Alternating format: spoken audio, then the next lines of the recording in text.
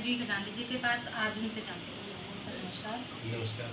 Sir, जिस तरह से लोकसभा के चुनाव अभी हुए हैं, तो हम जानना चाहते हैं और जनता भी जानना चाहती है कि किस तरह के आपके क्षेत्र में, आपके यहाँ पर आपका कितना प्रतिशत था? देखिए, मेरे यहाँ पर 50.54% रहा है।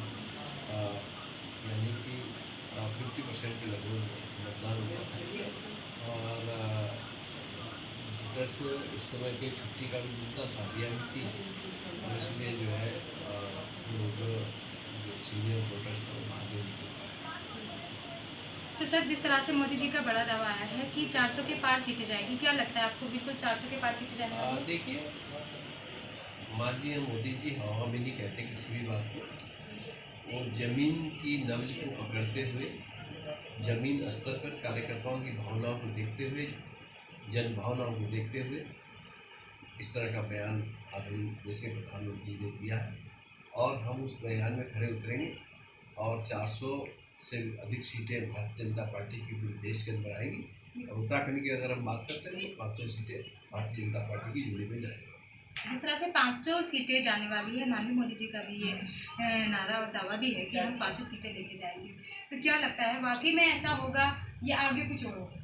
देखिए, वाकई ऐसा होगा जो कहा है भारतीय जनता पार्टी उतना ही कहती है जितना कर सकती है, और ये हम कार्यकर्ता आधारित पार्टी है।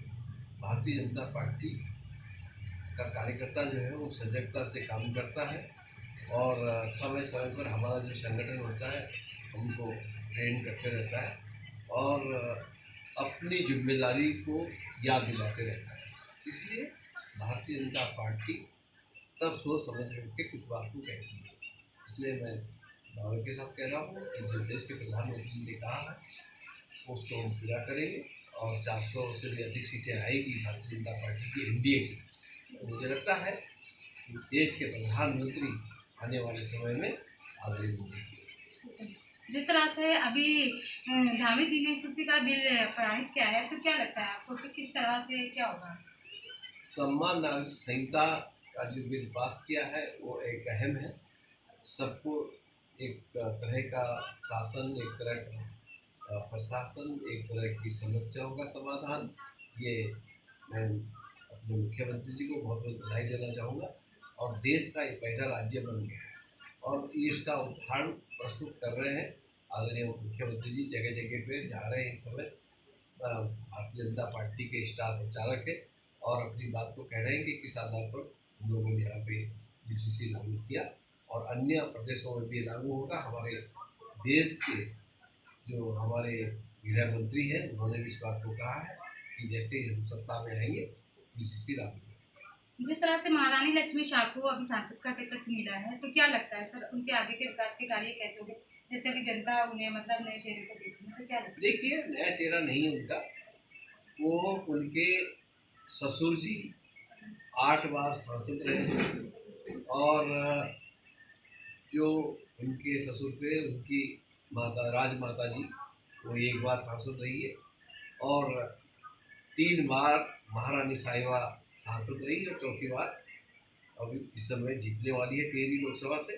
और एक जाना माना चेहरा है, और उनका जो काम करने का तरीका है, किसी भी प्रकार का कोई आरोप नहीं है, जनता के हितों का काम करते हैं, इसलिए भारी बहुमत से जीतने वाले हैं। तो सर, जिस तरह से नगर निगम के चुनाव भी नज़दीक है और अभी लोकसभा के चुनाव भी हुए हैं, तो जिस तरह से वोटिंग जिस तरह होनी चाहिए थी भारी मतों से, तो बहुत कम कहीं कहीं देखा जा रहा है, बहुत कम वोटिंग हुई है, तो क्या कारण है सर? देखिए, उस समय तो वोटिंग का जहाँ तक रहा मत प्रतिशत कम रहा है, किंतु ऐसा भी नहीं है। ऑल ओवर हम 54-55% टिहरी लोकसभा रही है, और इसके तहत जो आने वाले अब निगम के चुनाव होंगे, नगर इकाई के जो चुनाव होने वाले हैं उसमें मत प्रतिशत बढ़ेगा।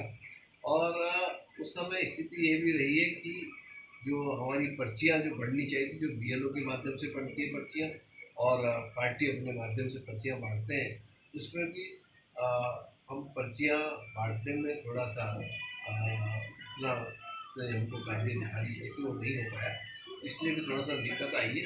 और वोटर्स भी जैसे कुछ नाम छूटे हुए भी थे, और कुछ को एक बूथ से दूसरे बूथ पे भी परिवर्तित किया गया था, इसलिए थोड़ा सा वोट का प्रतिशत कम हुआ।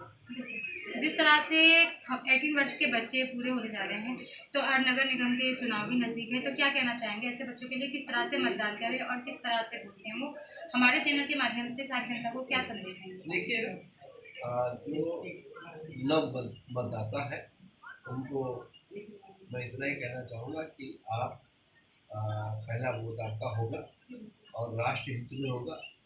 और इस समय आप देख रहे हैं कि कौन राष्ट्रीय हित में काम कर रहा है, और बच्चों के हित के लिए भी नरेंद्र मोदी जी काम कर रहे हैं। उनका एक स्टेटमेंट आपने देखा होगा कि लोग अपने बच्चों को आगे बढ़ाने के लिए कर रहे हैं, किंतु देश के बच्चों के लिए काम कर रहे हैं। इसलिए मेरा कोई अपना बच्चा नहीं है, अपना कोई संतान नहीं है, फिर भी देश हित में काम कर रहे हैं, और वो बच्चे भी उनके ही हैं। हम सब मोदी परिवार के लोग हैं। तो दोस्तों, जिस तरह से आपने देखा और सुना, आज हमारे साथ थे खजानची जी सर विधायक जी। तो उन्होंने अभी जो बताया, मोदी जी देश के बच्चे बच्चे के लिए काम कर रहे हैं, उन्हें आगे बढ़ाने के लिए काम कर रहे हैं, और सर भी बहुत अच्छे कार्य कर रहे हैं। विकास के पूरे क्षेत्र में उन्होंने इतने अच्छे कार्य किए हैं, लोगों को आर्थिक सहायताएँ दी हैं, और हम आगे लोगों से और जनता से सभी से अपील करेंगे कि सर को आगे लाए, भाजपा को जिताए और नए वोटों से फिर को जिताए, मतदान करें। सर धन्यवाद। हम कीमती वक्त सर ने हमें अपना दिया, हम सर का धन्यवाद करेंगे। धन्यवाद सर। अगली न्यूज़ में मैं कहीं ना कहीं नई शख्सियत के साथ मिलूंगी, अपने सहयोगी अजय सर और राजू मैम के साथ। धन्यवाद।